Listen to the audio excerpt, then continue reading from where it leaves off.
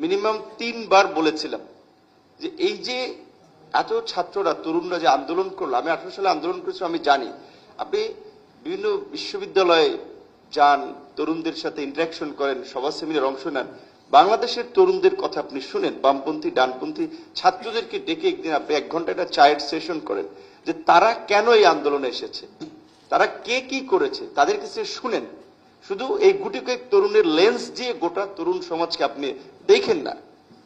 আমি কিন্তু তিনটা প্রোগ্রামে যখন যাওয়ার সুযোগ হয়েছে বলেছিলাম, কিন্তু খুবই কষ্টের কথা বলতে হচ্ছে এবং আমি আজীবন এটা বলবো, কারণ আমাদের একটা ঐতিহাসিক সুযোগ হাতছাড়া করেছে, নষ্ট করেছে এই গুটি কয়েক লোক, এবং জাতির সাথে প্রতারণা করেছে। পরিষ্কারভাবে বলতে গেলে তারা একদিনও কিন্তু ডাকে নাই।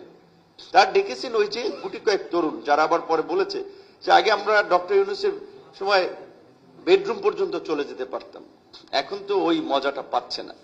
তো সেখানে এই যে বললাম যে আরমানের কথা, একটা এক্সাম্পল, এরকম ছাত্র অধিকারের, ছাত্র ইউনিয়নের, ছাত্র ফ্রন্ট, আরো যারা ছিল, ইসলামী ছাত্র আন্দোলনের শিবির ছিল, কিন্তু প্রকাশ্যে কেউ তখন বলে নাই যে আমি শিবির করি প্রকৃত অর্থে। বাট ছাত্র ইউনিয়ন যে করতো সে বলতো আমি ছাত্র ইউনিয়নের কর্মী ভাই। ইসলামী আন্দোলনের ছেলেরাও বলতো যে আমরা ইসলামী আন্দোলন করি।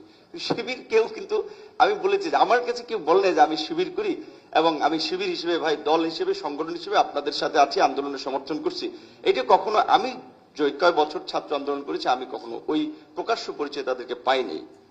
সেখানে আমার আরেকটা কষ্টের কথা, আমি জিল্লুর ভাইয়েরই একটা প্রোগ্রামে এসে বলেছিলাম, আমি এখনো এটাতে মানে খুব অবাক হচ্ছে যে আমাদের এই যে প্রোগ্রেসিভ তরুণের কথা বলি, বিশ্ববিদ্যালয়ের তরুণের কথা বলি, আমি একটা কৃষক পরিবার, নিম্নবিত্ত পরিবার থেকে উঠে এসেছি। আমরা তো লোভ লালসার কাছে বিক্রি হয়ে যাই নাই। নিজের ক্যারিয়ারের কি হবে না হবে, আমি লাইফ থাকবো কি থাকবো না, এটা হিসাব করে নিই। আমার পরিবার আমাকে কষ্ট করে পড়িয়েছে। আমার বাবা গ্রামে ছোটখাটো ইউপি সদস্য ছিলেন বিএনপির ফার্স্ট গভর্নমেন্টে 92 পিরিয়ডে। তো ইউপি মেম্বার মানে গ্রামে একটু মাতব্বর লোক আর কি। তো ওই সুবাদে কিছু জায়গা জমি কম পয়সা হলেও ছিল। ইন্টারমিডিয়েট পরে মেডিকেল কোচিং করার জন্য আমাকে জমি বিক্রি করে এককালীন 85,000 টাকা সে হাতে রেখে সেটা মাসে মাসে আমাকে আপনার 6,000 টাকা করে দিয়েছে। বড় ভাই কিছু টাকা দিয়েছে, এইভাবে আমাকে পড়িয়েছে। কারণ যে ছেলে এই তো আর 3-4 বছর পরেই গ্রাজুয়েশন শেষ করে চাকরি করে ফ্যামিলিকে সাপোর্ট দিতে পারবে। তাহলে আমি যখন রাজনীতিতে এসেছি, শেখ হাসিনার মতো এরকম একটা কর্তৃত্ববাদী স্বৈর শাসকের বিরুদ্ধে আন্দোলন করছি, যেখানে আমার বাবা একবার আমাকে হাত ধরে খুব কান্না করে বলেছিলেন যে খালেদা জিয়ার মতো এরকম একজন নেত্রী, সাবেক প্রধানমন্ত্রীকে জেলে নিয়ে গেছে, বাবা তুই তো শেষ করে ফেলাইবে, তুই চিন্তা ভাবনা কর। মানে ডাকসু নির্বাচনের পরে যখন আমরা গণভবনে যাই, যে অন্তত মাথা গরম করিস না, ওখানে ডাকছে প্রধানমন্ত্রী, যাও, তারপরে তুমি কি করো সেটা তুমি ডিসিশন করো, কিন্তু এখন যাও।